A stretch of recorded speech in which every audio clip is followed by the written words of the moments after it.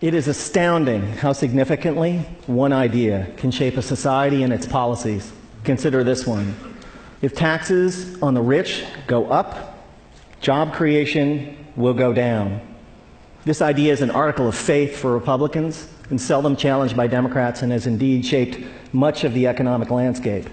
But sometimes the ideas that we are certain are true are dead wrong.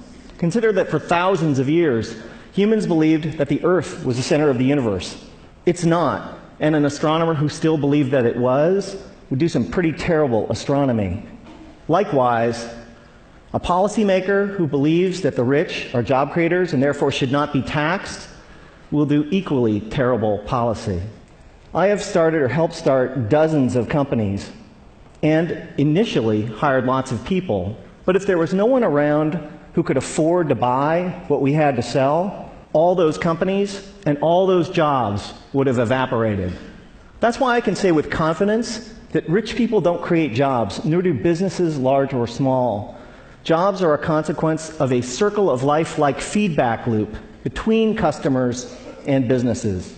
And only consumers can set in motion this virtuous cycle of increasing demand and hiring. In this sense, an ordinary consumer is more of a job creator than a capitalist like me. That's why when business people take credit for creating jobs, it's a little bit like squirrels taking credit for creating evolution. It's actually the other way around. Anyone who's ever run a business knows that hiring more people is a course of last resort for capitalists. It's what we do if and only if rising consumer demand requires it. And in this sense, calling ourselves job creators isn't just inaccurate, it's disingenuous. That's why our existing policies are so upside down. When the biggest tax exemptions and the lowest tax rates benefit the richest, all in the name of job creation, all that happens is that the rich get richer. Since 1980, the share of income for the top 1% of Americans has more than tripled, while our effective tax rates have gone down by 50%. If it was true that lower taxes for the rich and more wealth for the wealthy led to job creation, today we would be drowning in jobs. And thank you. And yet, unemployment and underemployment is at record highs.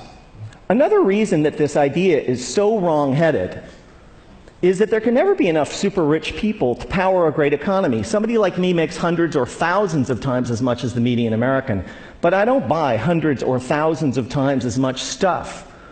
My family owns 3 cars, not 3,000. I buy a few pairs of pants and shirts a year like most American men. Occasionally we go out to eat with friends. I can't buy enough of anything to make up for the fact that millions of unemployed and underemployed Americans can't buy any new cars, any clothes, or enjoy any meals out.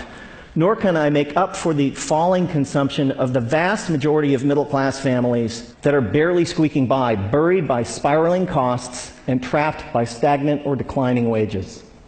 Here's an incredible fact, that if the typical American family still retained the same share of income that they did in 1970, they'd earn like $45,000 more a year. Imagine what our economy would be like if that were the case.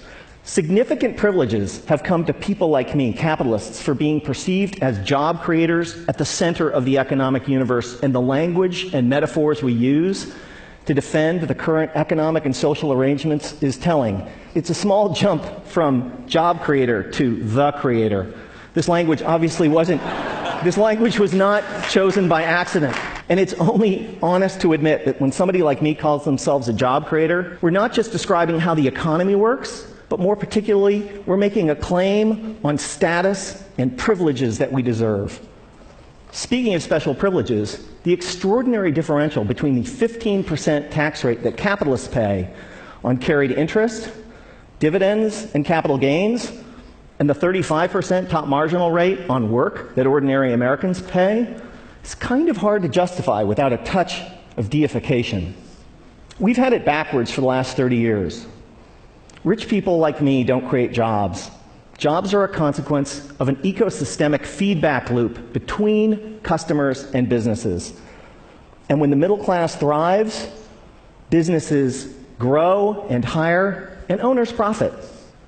That's why taxing the rich to pay for investments that benefit all. Such a fantastic deal for the middle class and the rich.